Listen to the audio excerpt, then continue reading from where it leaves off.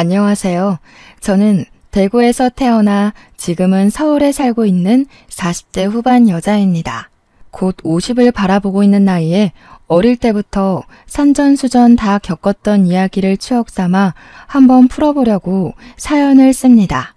지금이야 평온하고 안정적인 일상을 아무렇지 않게 받아들이며 살고 있지만 제 어린 시절에는 이런 생활을 할 수 있을 거란 생각은 전혀 못했습니다. 너무나도 우울했고 힘들었고 그리고 도망치고 싶었던 제 이야기를 속 시원히 한번 털어보려고 합니다. 드라마보다 더 드라마 같은 제 이야기를 들어주세요. 제가 어릴 때, 그러니까 잘 기억도 나지 않는 어느 추운 겨울에 우리 엄마와 아빠는 이혼을 하게 되었습니다. 어른들의 사정이라 정확하게 무슨 일이 있었고 왜 따로 살아야 하는지 몰랐지만 자연스럽게 아빠가 집에 돌아오지 않아서 알게 되었습니다. 이제 나는 아빠가 없구나 하는 사실을요. 저는 엄마랑 함께 살았고 아주 어린 동생이 있었습니다. 우는 것, 웃는 것, 자는 것, 먹는 것밖에 할 줄 모르는 동생을 두고 아빠는 그렇게 호련히 우리의 곁을 떠나고 만 거죠. 엄마는 항상 아빠가 나쁜 놈이라고 했습니다. 저에게 세뇌를 시키듯 너희 아빠는 못된 사람이야. 우리를 버리고 간 사람이야. 파렴치한 인간이야 라고 반복해서 말했습니다. 엄마는 아빠가 우리를 버리고 간 거라고 사업한다고 돈이란 돈은 다 말아먹고 나간 놈이라고 치를 떨었습니다. 분명 저에게는 자상한 아빠였음에도 불구하고 기억은 점점 흐려졌고 엄마의 말대로 제 기억 속 아빠는 나쁜 놈으로 자리 잡고 말았죠. 나름 가난하지 않게 살았던 것 같은데 몇 번의 이사를 거쳐 집은 점점 좁아지게 되었고 어느 날부터는 난방이 잘 되지 않는 단칸방에 엄마와 저, 동생까지 셋이서 살게 되었습니다. 아빠는 이혼하고 나서 양육비를 한 번도 주지 않았다고 엄마는 저에게 하루빨리 자라서 돈을 벌어오라고 했습니다. 우리 엄마는 동네 이발소에서 샴푸도 해주고 면도도 해주는 직원이었는데 어릴 땐 몰랐지만 크면서 알게 되었죠. 우리 엄마 뒤에 꼬리표처럼 따라붙는 소문이 아주 무성하다는 사실을요. 엄마가 동네 유부남들에게 꼬리를 치는 것도 모자라 3다리, 4다리를 걸치며 꽃뱀짓을 하고 다닌다는 것이었습니다. 당연히 저는 학교에서 왕따를 당하게 되었습니다.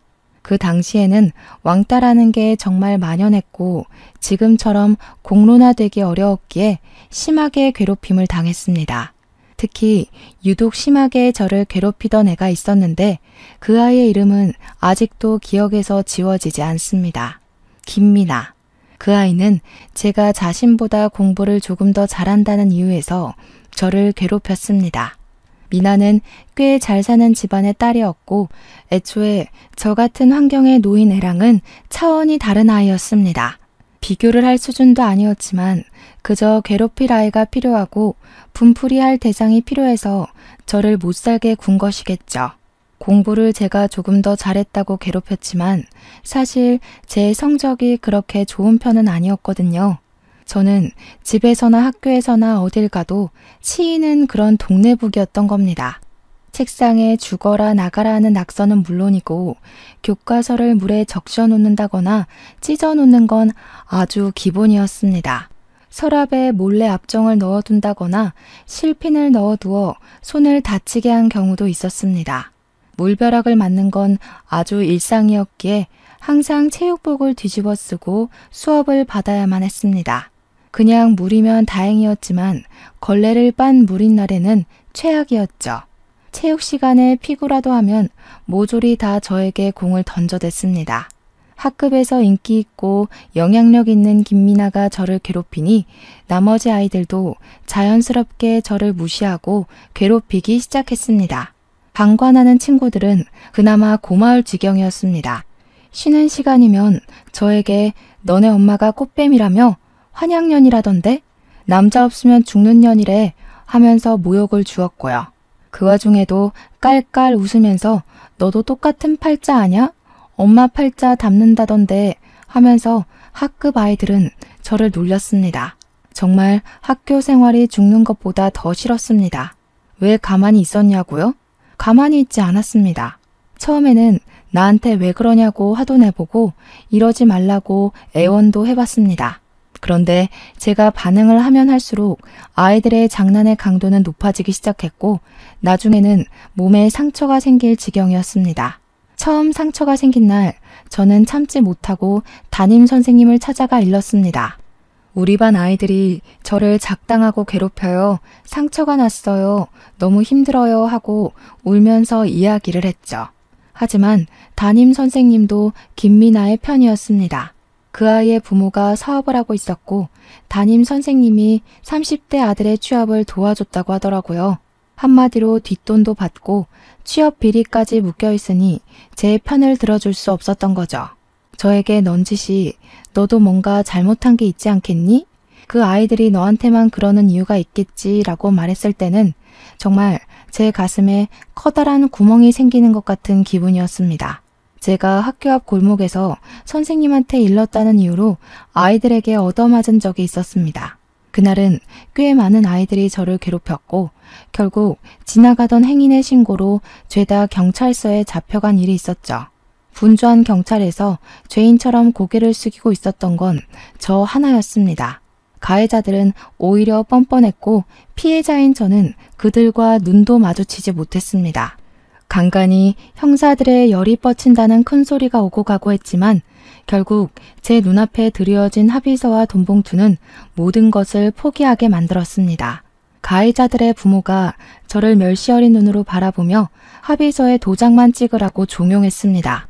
아무리 그래도 이렇게 얻어맞았는데 우리 엄마는 내 편이겠지 했지만 엄마는 그 돈봉투에 눈이 돌아 바로 도장을 찍었습니다. 봉투 두툼한 거 봐라. 오늘은 고기 먹어도 되겠다 하면서 엄마는 선심 쓰듯 합의금으로 돼지 목살을 구워줬습니다.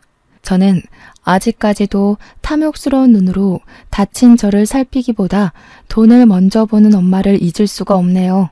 저의 남동생도 마찬가지로 학교 생활이 고단할 것 같아서 마음이 좋지 않았습니다. 하지만 제 동생은 저와 다른 방향으로 엇나가기 시작했죠. 엄마를 욕하는 동급생을 때리고 양아치들이랑 어울려 다니면서 문제란 문제를 다 일으키고 다니고 있었어요. 제가 피해자의 입장으로 경찰서를 갔다면 동생은 가해자의 입장으로 경찰서를 들락거렸죠.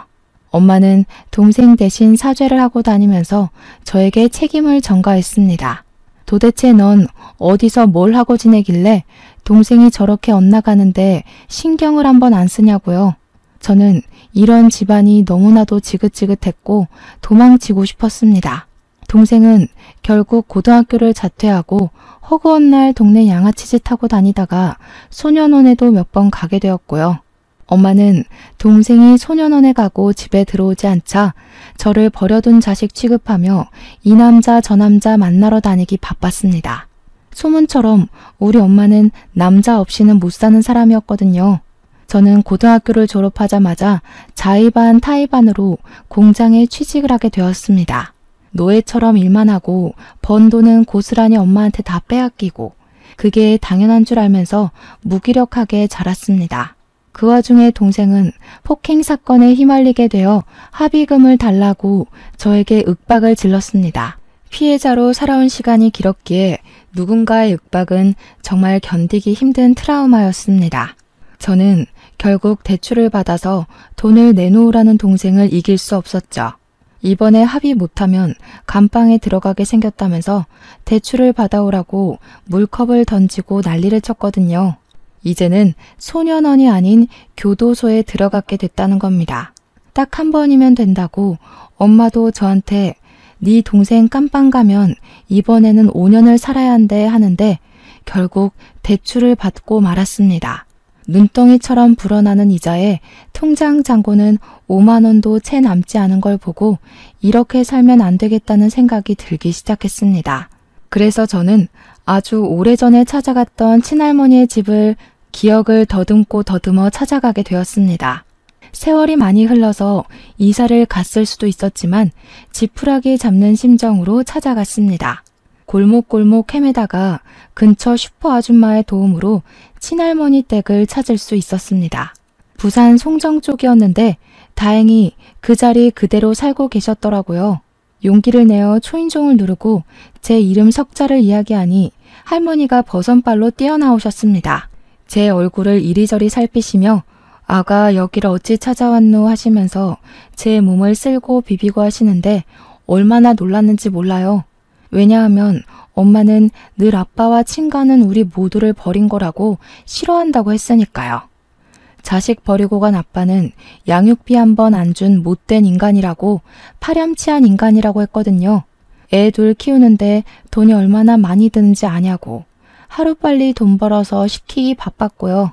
어항이 벙벙한 와중에 일단 집에 들어오라며 엄마는 어쩌고 왔냐고 묻는 할머니 말에 정신이 번쩍 들었습니다. 저는 있는 그대로 제가 살아온 나날에 있어 거짓 한 점 없이 할머니에게 이야기를 했죠. 공장에서 일을 하면서 생활비를 벌어오고 있는 것. 엄마는 나를 돈 벌어오는 기계 그 이상도 이하도 생각하지 않는다고요. 동생은 소년원에 들락날락하고 집에도 잘 들어오지 않아서 어디서 뭐하고 사는지 모른다는 것까지요. 사는 게 버거워서 죽기 직전에 용기 한 번 내서 찾아오는 거라고 말했습니다. 그러니 할머니가 제 손을 잡고 막 엉엉 우시는 게 아니겠어요. 아빠한테 연락을 넣어놨으니 저녁에는 도착할 거라고 하는데 아빠가 왜 날 보러 온다는 거지? 하는 생각이 들었죠. 아빠는 저 안 보고 싶어 하잖아요. 양육비도 한 푼 안 줬다면서요. 하니까 할머니가 화들짝 놀라시더라고요. 어디서 그런 오해를 하고 찾아온 거냐고. 이혼할 당시에 할머니랑 아빠가 대출까지 받아서 양육비를 한 번에 지급하고 왔다는 겁니다. 저만큼은 아빠가 키우겠다고 박박 우겼는데 엄마가 죽어도 안 된다고 해서 데리고 간 거라고요.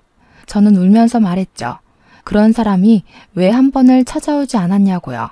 그랬더니 찾으려고 몇 번이고 찾아갔는데 이사가가 없었다고 엄마가 못 만나게 했다는 겁니다. 우리가 보고 싶어 하지 않는다고 했다면서 아빠 필요 없다고 하지 않았냐고 하시는데 딱 봐도 오해가 너무나도 많이 쌓여있더라고요. 그날 저녁 정말로 아빠가 왔고 10년이 넘는 세월이 지난 뒤 아빠를 만나게 되었습니다. 아빠는 눈물을 흘리며 저에게 그동안 잘 지낸 거 맞냐고 얼굴이 왜 이렇게 상했냐고 다정하게 물어오셨어요. 저는 했던 말을 또 반복하며 아빠가 너무 보고 싶었다고 힘들었다고 이야기를 했죠. 그러니 아빠가 이제 성인이고 하니까 엄마 집에서 나와서 아빠랑 같이 살자고 하셨습니다. 엄마의 바람기로 인해 이혼을 했고 그 길로 대구를 떠나서 서울에 자리를 잡았다고요. 사업이 운 좋게 잘 풀려서 지금은 떡하니 중소기업 하나를 운영하고 있다는 겁니다. 하청도 많이 주고 엄청나게 성장을 했다며 하는 일이 뚜렷하지 않으면 아빠 밑에서 일을 배우라고 했어요. 저는 뒤도 돌아보지 않고 그 길로 아빠를 따라 서울에 갔습니다. 이렇게 일이 슬슬 풀릴 줄 알았다면 진작에 아빠를 찾아갈 걸 그랬다고 몇 번이고 후회를 했죠. 서울에 도착해서 저는 정말 너무 놀랐습니다.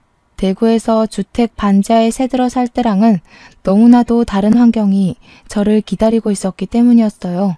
한강이 보이는 고층 아파트에 집도 대리석으로 삐까뻔쩍했습니다. 아빠가 혹시라도 새 장가를 들진 않았을까 걱정이 되어 물어보니 그건 아니라고 고개를 절레절레 저으셨어요.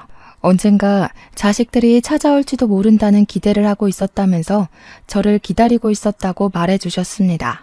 그동안 지낸 이야기를 천천히 빠짐없이 이야기를 해달라고 하길래 한 3일 정도를 아빠가 퇴근하고 돌아오면 잠도 안 자고 밀린 이야기를 했어요.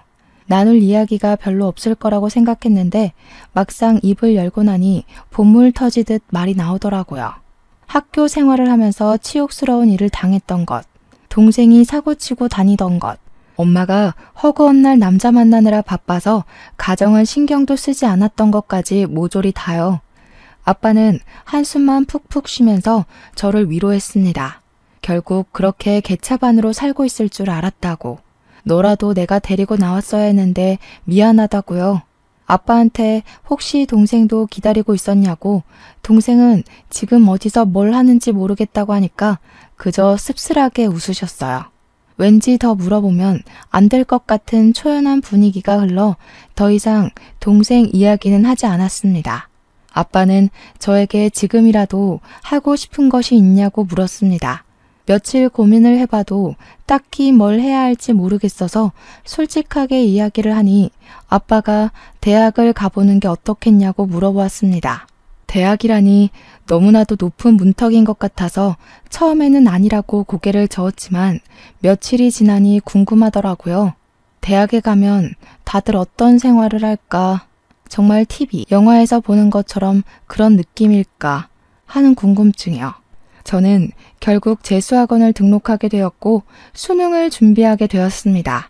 몇 년 동안 공부를 하지 않았으니 머리가 잔뜩 굳은 느낌이었지만 열심히 하니까 또 들어오긴 하더라고요. 수능이 몇 개월 남지 않은 시점이었기에 다음 수능을 준비하기로 하고 정말 남들보다 몇 배로 노력을 했습니다. 코피를 쏟아가며 공부한다는 게 이런 심정인지 몰랐는데 제 코에서 코피가 나니까 신기하더라고요. 책이 시커멓게 변할 때까지 밑줄을 치며 머릿속에 입력을 하려고 무던히 애를 썼습니다. 그렇게 1년 5개월 동안 열심히 공부를 한 결과 저는 서울에 있는 4년제 경영학과에 입학할 수 있게 되었습니다. 아빠가 저에게 회사에 들어와서 같이 일하면 참 좋겠다고 몇 번이고 이야기를 하셨기에 그 뜻을 함께 하고 싶은 마음에서였죠. 늦가기 신입생이 되어 열심히 대학에 다니는 동안 엄마랑은 단 한 번도 허락을 주고받지 않았습니다. 처음에 서울에 올라오기 전 미처 공장에 이야기하지 않았던 게 기억이 나서 딱 한 번 대구에 내려갔었거든요. 그런데 공장에서 일하던 직원들이 저보고 대체 어디에 있었냐고 엄마가 공장을 이잡듯이 뒤졌었다고 말하더군요. 엄마는 멀쩡한 얘가 갑자기 공장 일은 왜 그만두었냐며 애꿎은 공장에서 난동을 부리고 갔다고 했습니다. 저는 자세한 이야기는 하지 않고 엄마가 또 찾아오면 제가 왔었다는 이야기는 하지 말아달라고 부탁드렸습니다. 공장 직원들도 어린 나이에 제가 고생하고 있는 속사정을 대충 알고 계셨기에 알겠다고 하셨죠. 도망가고 싶다고 몇 번이나 말을 했었으니까요. 저는 사직서를 낸 동시에 휴대폰도 없애버렸어요. 아빠 집으로 전입신고도 하지 않았죠. 혹시라도 엄마가 그 집 주소로 찾아올까 봐요. 그렇게 평온하게 서울에서 생활을 이어가고 있었어요. 과거는 점점 흐려지고 있던 어느 날, 저에게도 따뜻한 봄날이 찾아오게 되었습니다. 우연히 교수님을 만나러 온 저보다 3살 많은 선배가 저를 보고 첫눈에 반했다면서 조교한테 이야기를 했다는 거예요. 귀찮을 정도로 제 번호를 물어봤고 고학번 선배이긴 하지만 저도 나이가 꽤 있는 상태로 대학에 입학을 해서 괜찮을 것 같다는 이야기였어요. 3살 차이면 딱 좋은 거 아니냐고 마치 중매쟁이가 된 것처럼 저랑 선배를 이어붙이는 조교의 말에 저는 고개를 끄덕였습니다. 솔직히 대학 다니면서 나이 차이 많이 나는 동기들 사이에서 저는 잘 어울리지 못하고 있었거든요. 학교 CC가 생겼다더라, 어느 과 누구랑 쟤랑 사귄다더라 이야기를 들을 때만 해도 캠퍼스 커플은 저와 거리가 먼 이야기로 느껴졌고요. 그런 저를 관심 있어 하는 남자가 생겼다고 하니까 괜히 마음이 몽글몽글해지더라고요. 그 선배는 벌써 29살이었고 대기업에 취업까지 마친 사람이었고요. 대학생 신분인 제가 너무 없어 보이긴 했지만 저한테 계속 만나보자 하기에 마음이 동했죠. 처음에는 부담스러웠지만 저한테 들이댄 선배가 사실 우리 학교 전설이나 다름없는 사람이라고 조교가 말해준 뒤로는 마음이 동했습니다. 맨날 과 수석 자리를 놓치지 않았고 집안도 꽤 괜찮은 집안이고 생긴 것도 멀끔해서 여자들한테 인기가 좋았다고요. 번호 교환은 했지만 사석에서는 따로 만난 적 없는 상태였는데 교수님을 만나러 온 선배와 2번 정도 같이 밥을 먹게 됐어요. 오래 기다렸다면서 굳이 학교까지 시간 내서 찾아온 이유는 저 하나였다고 하더라고요. 교수님 만나러 왔다는 것도 다 거짓말이었다고 자기랑 연애하자고 하는데 저도 활짝 웃었어요. 연애를 하면서부터는 세상이 달리 보이더라고요. 이 좋은 걸 왜 이제야 시작했지 하는 생각도 들었고요. 선배가 저를 애지중지하는 것도 너무나도 좋았습니다. 맹목적인 사랑은 받아보는 게 처음이거든요. 이 선배랑은 모든 게 다 처음 하는 거라 즐거웠어요. 과수석답게 모든 시험의 족보를 다 가지고 있어서 덕분에 제 성적을 유지하는 데도 도움이 많이 되었죠. 몰랐는데 그 족보를 가지는 게 무척이나 어려운 일이었대요. 돈 주고 사겠다는 애들이 있을 정도로 귀한 것이었다는데 저는 원하는 만큼 받아볼 수 있었죠. 성적도 우수하게 졸업을 할 수 있었고 아빠의 바람대로 저는 아빠 회사에 취직을 하게 되었습니다. 중소기업이지만 내구성이 좋은 회사였고 복지 또한 괜찮아서 제 취업이 확정되었을 때 동기들은 부러워했어요. 아빠 회사에 취직하고 싶어 했던 동기도 있더라고요. 아빠는 시작부터 저에게 좋은 자리를 주고 싶어 하셨지만 저는 너무 부담이 되더라고요. 이제 갓 대학 생활을 마친 사회초년생이 높은 자리에 있어봐야 회사에 전혀 도움이 되지 않을 것 같다고요. 오너가 가족이라는 게 남들 눈에 고깝게 비춰질 수 있으니 평사원으로 입사를 하게 되었습니다. 아빠한테도 절대 내가 딸인 거 티내지 말아달라고 몇 번이나 부탁을 했어요. 그렇게 회사 일에 적응해 가던 어느 날 거래처에서 우리 공장에 의뢰를 하러 찾아왔는데 그날 아빠가 다른 공장으로 출장이 잡히게 된 거예요. 사내 이사님이 그 일을 맡게 되셨는데 따라붙을 직원이 필요하다 해서 제일 한가했던 제가 차출이 되었습니다. 공장에 수주를 맡기러 온 우리보다 더 작은 회사 직원들이 이사님과 함께 동행해서 이것저것 살펴보고 있었어요. 저는 이사님 뒤를 쫓아다니며 필요한 서류를 챙겨드리고 그래프를 읽어드리고 있었습니다. 그런데 언뜻 마주치는 거래처 사람이 어디서 많이 본 것 같은 얼굴이었습니다. 누군지 기억은 나지 않는데 낯이 익은 사람이었어요. 누구지 하다가 이사님께 저분은 어디 거래처 분이시냐 하고 물어보니까 이사님이 조용히 말씀해 주셨어요. 우리 공장에서 하청을 주고 있는 업체인데 요즘 부실업체라고 말이 많아서 일을 더 맡길지 말아야 할지 고민 중인 A업체래요. 공장으로 찾아온 것도 우리가 거래를 끊을까봐 걱정돼서 찾아온 거라고 하더라고요. A업체가 어디더라 하다가 대표님 성함이 어떻게 되냐고 물어보는 순간 기억이 딱 났어요. 학창시절 저를 꾸준히 괴롭혔던 김미나, 그 아이의 아버지였습니다. 합의서에 사인을 하라고 돈봉투를 던지면서 저를 멸시하는 눈으로 바라보던 그 사람이었어요. 스물스물 저를 좀먹었던 그때의 기억이 떠오르면서 순간 용암처럼 분노가 끌어올랐습니다. 이런 자리에서 만나게 되다니 복수를 하고 싶다는 마음이 울컥 솟았죠. 그렇게 아무 일 없이 공장 시찰이 끝나고 저는 남자친구를 만나러 갔습니다. 그리고 그날 남자친구에게서 프로포즈를 받았습니다. 분노에 휩싸인 제 마음을 달래주듯 다정하고 부드럽게 저에게 결혼하자고 이야기를 하는데 지난 과거가 생각나면서 눈물이 났어요. 저는 당연히 좋다고 했지만 그 마음 한켠에는 복수하고 싶다는 마음이 자꾸 따리를 틀었죠. 결혼을 준비하는 내내 제가 고민 속에 빠져있자 아빠는 저에게 무슨 고민이 그리 크냐고 물어보셨습니다. 결혼 준비가 많이 힘드냐고, 결혼은 좀 더 미뤄도 된다고, 아직 나이도 어린 나이라고 저를 다독여 주셨죠. 저는 아빠한테 솔직하게 이야기를 했습니다. A업체 사장이 내 학창시절을 지옥으로 만들었던 그 아이의 아버지라고요. 좋은 것만 생각해야 할 시기에 복수하고 싶은 마음이 자꾸 들어서 미칠 것 같다고 말했어요. 내가 그 아이 때문에 얼마나 지옥 같은 시간을 보내야 했는지 아빠는 알지 않냐고 하니까 아빠가 깊은 고민에 빠지셨습니다. 한참 뒤에 열린 아빠의 입에 저는 깜짝 놀랐어요.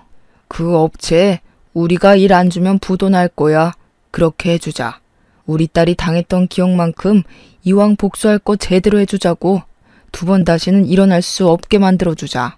며칠 뒤 아빠는 A업체 대표한테 따님이 우리 딸이랑 동창이라고 하던데 같이 식사나 한번 하자고 요청을 했어요. 당연히 그 자리에 저도 나갔고 아빠는 꿀리면 안 된다고 태어나서 처음 보는 명품 브랜드에 저를 데리고 가서 머리부터 발끝까지 저를 꾸며주셨습니다. 허탈하게도 김미나는 그 모습 그대로 저를 보고 아무렇지 않게 인사를 하더라고요. 당한 사람은 생생하게 기억해도 가해자는 그냥 추억거리 취급을 하더라고요. 어머, 이런 데서 다 만나고 세상 좁다. 그치? 우리가 친하진 않았지만 그래도 동창이니까 너무 반갑다. 역시 세상은 학연, 지연, 혈연이라고 하잖아. 우리 아빠 공장 좀 잘 봐줘. 저는 벼르고 있었던 그 말을 뱉을 기회가 찾아온 거죠. 뻔뻔하게 저한테 저런 부탁을 하는 김미나의 얼굴에 침이라도 뱉을 기세로 이야기를 했습니다. 내가 제일 싫어하는 게 학연, 지연, 혈연이야. 너 같은 거랑 학연으로 묶인 게 얼마나 지옥인지 가해자는 모르지? 아저씨, 저 기억나세요? 저한테 돈 봉투 들이밀면서 합의하라고 서로 좋게 가자고 눈가에 멍든 저를 보면서 혀 끌끌 찼던 거 기억 안 나세요? 그랬더니 그제서야 모든 기억이 난 건지 김미나네 아버지의 표정이 싹 굳었습니다. 김미나 또한 부들부들 떨면서 저한테 아직도 그런 걸로 꽁에 있냐고 하더라고요. 그때 들어있던 합의금이 꼴랑 50만 원이었거든요. 미리 준비해둔 흰 봉투에 50만 원을 넣어왔었어요. 그 봉투를 부녀 앞으로 던졌습니다. 이거나 먹고 조용히 떨어지세요. 부도 처리될 거 준비 잘하시고 그나마 학연으로 묶여서 경고하는 거니까 고마운 줄 알아. 그러자 아빠가 그 부녀를 보면서 경고하듯이 이야기를 했습니다. 다 너희들이 쌓은 업보라고 평생 속죄하고 살으라고 했습니다. 그 어린 나이에 치기 어린 질투로 한 행동이라고 하기엔 너무나도 내 딸이 받은 상처가 크다고요. 그러면서 우리 공장에 지불해야 할 미납금을 한시라도 빨리 갚아주길 바란다고 덧붙이셨습니다. 김미나네 아버지는 그런 법이 어디 있냐고 다시 한번 생각해달라고 애원했지만 아빠는 바로 거래를 끊어버렸습니다. 당연히 미납금 지급 소송도 거셨고 김미나네 집은 한순간에 부도 처리가 되고 차압딱지가 붙었다고 했습니다. A업체에 다니던 노동자들에게 아빠가 뒤에서 몰래 도와줘서 단체로 임금 미지급 소송도 걸리고 노동청을 제 집 드나들듯 다녔다고 해요. 이렇게 손쉽게 한 사람의 모든 걸 무너뜨릴 수 있는 거구나 하는 허탈한 생각도 들었습니다. 그렇게 복수를 하고 나니까 알터니가 빠진 것처럼 속이 시원해지더라고요. 모든 사건을 알게 된 예비신랑 또한 저에게 잘했다고 칭찬을 해주었습니다. 그렇게 우리는 본격적으로 결혼 준비를 시작했고 저는 끝까지 대구에 있는 엄마와 동생에게는 알리지 않았죠. 그들이 대구에서 뭘 하고 먹고 살아있는지 전혀 모르고 있었거든요. 결혼식 당일에 혼주석에 아빠만 덜렁 앉아 있었어요. 시댁에서는 저의 모든 사정을 알고도 내색하지 않았고 저를 가족으로 받아주셨습니다. 솔직히 가정 환경 때문에 반대하실지도 모른다는 불안한 마음이 있었거든요. 아무래도 정상적이진 않았으니까요. 남자에 미친 엄마나 교도소를 제 집인 줄 아는 동생이나 사고가 끊이질 않았으니까요. 진심으로 헤어지라고 하면 어쩌지 하는 걱정과 달리 시댁에서는 저를 큰 마음으로 품어주셨습니다.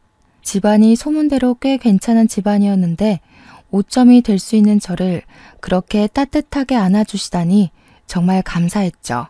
대학 교수이신 어머님과 장학재단을 관리하시는 아버님까지 정말 교육자 집안답게 품이 있으셨습니다. 아빠의 손을 잡고 입장을 했고 아빠가 혼주석에 앉아있는 걸 보면서 눈물이 얼마나 흘렀는지 몰라요. 나에게도 내 가족, 내 가정이 생기는구나 싶어서요. 그렇게 많은 사람들의 축복 속에서 결혼식을 무사히 마치고 태어나서 처음으로 해외여행이라는 것을 가보게 되었습니다. 욕심이 잔뜩 나는 첫 해외여행이었기에 남들처럼 휴양지로 떠나지 않고 유럽 일주를 갔어요. 짧은 시간 동안 많은 나라를 둘러봐야 했기에 매일 밤마다 녹초가 되어 기절하듯 잠이 들었지만 행복했습니다. 너무나도 재미있던 신혼여행을 마치고 신혼집으로 입주를 했습니다. 그런데 제가 생각 없이 전입신고를 하면서 신혼집 주소로 옮기게 되었고 그게 큰 실수였다는 것을 나중에 깨달았죠. 한 2달쯤 지났을까 남편이랑 주말에 뭘 하지 하면서 고민을 하다가 아빠를 모시고 식사를 할까 했어요. 나가서 먹기에는 메뉴 정하기도 귀찮고 해서 집에서 대충 만들어 먹자고 아빠를 집으로 초대한 상태였죠. 남편이랑 간단하게 장을 봐서 집에서 요리를 하고 있는데 누가 초인종을 누르더라고요. 아빠인 줄 알고 아무 생각 없이 문을 열어주었는데 아빠를 찾아간 그날 이후로 한 번도 본 적 없었던 엄마랑 동생이 찾아왔더라고요. 제가 현관문을 열고 잔뜩 얼어있는 상태로 그들을 마주하고 있으니 남편이 장인어른 오셨어요? 하면서 나왔어요. 젊은 남자와 여자가 서 있는 걸 보고 제가 얼어붙은 걸 보고 남편이 눈치를 챈 거죠. 고얀 년, 우리 버리고 도망가서 잘 먹고 잘 살고 있었네. 결혼까지 했어? 엄마도 없이? 집도 으리으리하고 좋네. 돈을 좀 번 거야? 아니면 로또가 된 거야? 뭐야? 어디서 이런 집이 생겼어? 돈 좀 줘봐. 남편은 우리 엄마의 상스러운 언행에 제 눈치를 보면서 눈살을 찌푸리고 있었습니다. 저는 순간 몰려오는 수치심에 정신을 번뜩 차렸어요.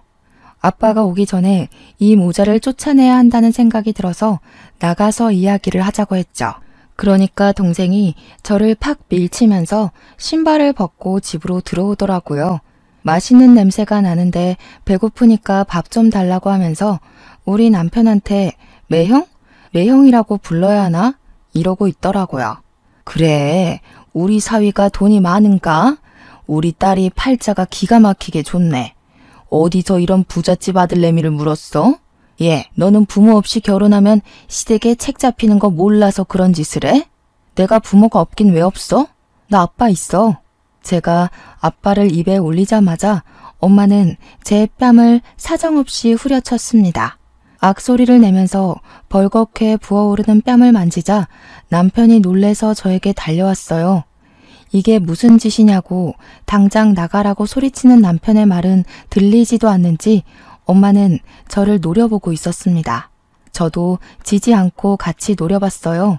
제 나이가 몇인데 엄마랑 헤어진 지가 몇 년인데 아직까지 그 어린아이로 보고 있는 건지 저는 더 이상 무서울 게 없었습니다. 저에게는 든든한 아빠도 우직한 남편도 함께 있었으니까요. 너 집 나가서 찾아간 게 네 아빠야? 그 사람이 어떤 파렴치한 인간인지 다 알면서 거길 찾아갔다고? 어떤 사람이 무슨 양육비도 대출받아서 일시불로 다 줬다는데 그 돈 어디다 날려먹고 나한테 돈 벌어오라고 종용을 한 거야? 네 아빠가 우리 버리고 떠난 건 사실이지 않니? 진실을 흐리려고 하지 마. 우리를 버리긴 뭘 버려. 엄마가 바람 펴서 떠난 거지. 그 말에 엄마는 아무 소리 하지 않고 부들부들 떨고 있었습니다. 철없는 남동생만 집 구경하느라 정신이 없어 보였어요. 우리 남편한테 가서 나 방 하나만 줘라 매형 이러고 있더라고요. 그 말을 듣자마자 제가 열이 뻗쳐서 소리를 꽥 질렀습니다. 당장 나가. 내 집에 발 디딜 생각하지 말고 꺼지라고. 나는 당신 같은 사람 엄마라고 생각해 본 적도 없으니까 나가. 아빠는 그럼 나한테는 땡전 한 푼 안 주고 누나만 몰래 챙겼던 거야? 서운하네. 이 집도 아빠가 해준 거야 혹시? 아빠 번호 좀 줘봐. 안 그래도 나 이번에 합의금 나가야 하는데 아빠한테 돈 좀 달라고 해야겠다. 아니면 누나가 줄래? 그 순간 아빠가 집에 들어왔습니다. 무슨 소란이 이렇게 크냐고 집에 들어왔다가 거실에 서 있는 엄마랑 동생을 보고 아빠의 표정이 딱딱하게 굳었습니다. 오랜 시간이 흘렀지만 한 번에 알아본 듯 했어요. 이 미친 옆팬네가 여기가 어디라고 찾아와? 내가 내 딸 집 온다는데 당신이 뭔데 상관이야? 우와, 아빠야? 얼굴도 기억 안 나서 몰라볼 뻔했네.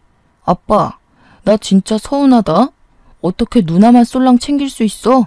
만나자마자 이런 얘기해서 미안한데 나도 솔직히 자식인데 챙겨줄 수 있잖아. 혹시 5천만 원만 해줄 수 있어? 돈 해주면 나는 누나 안 찾아올게. 내가 돈 날 구멍이 없어서 누나 찾아온 거거든. 동생이 신이 나서 떠들고 있는데 아빠가 동생을 싸늘하게 쳐다보더라고요. 저를 처음 봤을 때랑은 너무나도 다른 반응에 저는 오금이 저릴 지경이었습니다. 저를 보고는 눈물을 뚝뚝 흘렸던 아빠였는데 동생은 거의 죽일 듯이 노려보고 있었어요. 아직까지도 애한테 말을 안 해줬어? 엄마는 누나를 이리저리 굴리면서 뭘 굳이 긁어 부스럼을 만드냐고 핀잔을 줬어요. 아빠는 거칠게 이마를 문지르면서 동생을 향해 이야기를 했습니다. 누가 네 아빠야? 너 내 자식 아냐? 네 친부한테 가서 돈 달라 그래. 내가 내 얼굴에 침 뱉기란 말을 안 하고 있었는데 이렇게 뻔뻔하게 굴면 나도 할 말은 해야지. 아빠의 폭탄 발언에 저도 남편도 바짝 얼어서 눈치만 보고 있었습니다. 내 친동생인 줄 알았던 동생이 알고 보니 반만 섞인 동생이라는 것이었습니다. 아빠는 잔뜩 흥분을 했는지 침까지 튀기며 모자에게 삿대질을 하면서 이야기를 했어요. 너 밖에서 싸질러 온 자식이라고. 너 크면서 점점 나를 닮은 구석이 없는 것 같아서 내가 유전자 검사해봤다. 내 친자식 아닌 거 알고 이혼한 거야 내가. 돈 필요하면 너네 친부 찾아가라. 아직 친부가 누군지도 모르지? 네 엄마가 일하던 이발소 사장이 너네 아빠다. 그 말에 저는 소리를 꽥 질렀습니다. 그 이발소 사장은 손버릇이 나쁜 놈이었고 느글느글하게 생겨서 도박쟁이였거든요. 아빠 말을 들어보니 이발소 사장이랑 동생의 얼굴이 묘하게 닮아 보이는 듯한 착각이 일었어요. 동생은 충격이라도 받은 건지 엄마를 향해서 이게 진짜야? 진짜야? 하고 있고 엄마는 찔리는 게 있는지 시선을 피하더라고요. 저도 순간 놀래서 아빠한테 혹시 나도 아빠의 친자식이 아닌 거냐고 하니까 아빠가 고개를 절레절레 흔들더라고요. 남편 앞에서 순간 쪽팔린 것도 잊어버리고 주저앉아 버렸습니다. 남편은 놀래서 저를 일으켜 주었고 아무런 걱정도 하지 말라면서 저를 토닥여 주었어요. 저는 정말 순식간에 일어난 출생의 비밀이 밝혀진 현장에서 정신이 쏙 빠졌죠. 내가 우리 딸만큼은 꼭 데려오고 싶었는데 그 시절 법이 참으로 고약했지. 애들은 엄마가 키워야 정서적으로 안정이 되니마니 아주 돈 벌어서 친권 꼭 찾아오겠다고 악착같이 일했다. 엄마, 진짜냐고. 내가 그 이발소 미친놈 자식이 맞냐고. 아빠가 말하는 거 다 구라지? 말 좀 해봐. 이발소 아저씨는 여전히 정신 나간 사람처럼 도박을 하고 술을 먹고 사고를 치고 다니는 것 같았습니다. 술 먹고 지나가는 사람들이랑 시비에 걸려서 경찰서를 자기 집처럼 들락날락하고 돈 노름하다가 빚도 진 거죠. 그 돈을 엄마가 그동안 갚아주면서 둘이 몰래 만나고 있었는데 그게 전부 까발려진 겁니다. 심지어 이발소 아저씨는 유부남이었거든요. 그러면 그 비가 어딜 가겠니? 뻔하지. 너도 그 미친놈 닮아서 맨날 경찰서 교도소 왔다 갔다 하는 거 아니니? 아이씨, 그걸 왜 이제 말해, 쪽팔리게. 그리고 나랑 그 미친놈이랑 어디가 갔다는 거야? 아, 진짜. 둘이 갑자기 피 터지게 싸우기 시작하는데 그게 왜 내 아빠냐부터 시작해서 네 아빠 맞다고 소리를 지르고 난리더라고요. 남편이랑 저랑 아빠는 그 사이에 이성이 찾아왔고 남편은 재빨리 경찰에 신고를 했습니다. 저는 두 모자에게 내 집에서 나가달라고 2번 다신 찾아오지 말라고 필요하다면 접근 금지 신청을 하겠다고 했어요. 아빠는 그 사이에 아는 변호사를 호출했고 두 모자는 가족끼리 너무한 거 아니냐고 갑자기 같이 살아온 정이 있지 않냐며 매달렸죠. 결국 경찰이 왔고 주거 침입으로 죄를 묻게 되었습니다. 초범이고 가족이라는 말에 훈방 조치가 되긴 했지만요. 며칠 뒤에 변호사와 이야기를 했고 접근 금지 신청을 할 수 있다는 긍정적인 답변을 받았습니다. 공장에 다니면서 몇 년 동안 벌었던 월급이 전부 엄마 통장으로 넘어간 내역도 있고 그날 주거 침입으로 훈방 조치된 기록도 있어서요. 접근 금지 요청을 했고 제 주소를 열람할 수 없도록 뒤늦게 처리도 했습니다. 하지만 이미 한번 우리 집에 와봤다고 남동생이랑 엄마랑 둘 다 번갈아 가면서 기웃기웃 하더라고요. 퇴근 시간에 맞춰서 불쑥 나타나서 돈 좀 빌려달라고 요구를 하는데 열이 받았습니다. 제가 두 모자에게 단단히 경고를 했어요. 내가 공장에서 벌어다 준 돈 전부 다 돌려주고 싶은 거 아니면 나타나지 말죠. 대출 받아서 너 합의금 물어준 거 지금이라도 이자 붙여서 갚을 거 아니면 얼굴 들이밀지 말고. 누나, 너무한 거 아니야? 동생이 지금 교도소 잡혀가게 생겼다니까. 이번에 가면 나 진짜 오래 있어야 된다고. 내가 제일 싫어하는 게 뭔지 알아? 학연, 지연, 혈연이야. 내가 죽고 싶을 때 너네가 나한테 돈 빨아먹는 거 말고 해준 게 뭐가 있는데? 양심이 조금이라도 남아있으면 내 앞에 두 번 다신 나타날 생각하지 마. 나 지금 누구 하나 인생 종치게 하는 거 어렵지 않거든? 제 살벌한 말에 엄마도 동생도 잔뜩 쫄아붙었습니다. 늘 말없이 고개를 숙이고 다니던 착한 딸이 표독스럽게 몰아붙이고 있었으니까요. 엄마 어린 시절에 나를 돈 벌어오는 기계로 취급했지 내 편 들어준 적 한 번도 없었잖아. 합의금 꼴랑 50만 원에 눈 돌아서 내 아픔 같은 거 봐준 적 없잖아. 양육비 받은 거 전부 탕진하고 나한테 돈 벌어오라고 한 거 기억 안 나? 그때 그 악몽들 내 노동력 보상하라고 안 할 테니까 그냥 내 눈앞에서 꺼져. 독한 년, 네가 그러고도 평생 행복할 줄 알아? 그러면서 엄마는 뒤를 돌았어요. 생각보다 쉽게 물러난 엄마한테 당황한 건 제가 아니라 동생이었습니다. 엄마, 어디가? 누나, 제발. 나 이번에 합의금 못 주면 진짜 10년은 썩어야 돼. 너는 평생 감방에서 썩었으면 좋겠다. 소년원을 집처럼 왔다 갔다 하면서도 교화가 안 됐잖아. 아, 이번엔 또 다를 수도 있으려나? 내가 교도소에 있는 사람들한테 돈 좀 쥐어주고 우리 동생 제대로 교화시켜달라고 부탁을 좀 할까?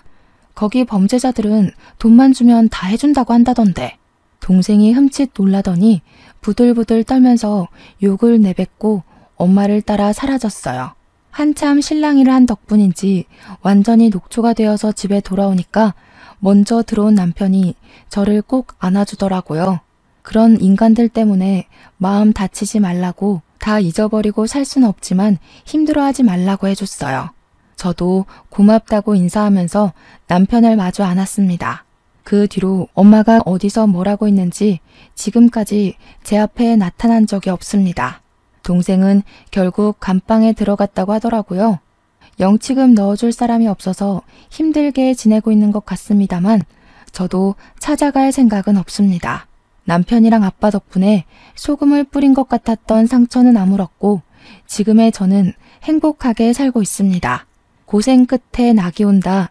그 말을 요즘 제일 좋아합니다. 저는 정말 낙을 찾았고 낙원을 가졌습니다.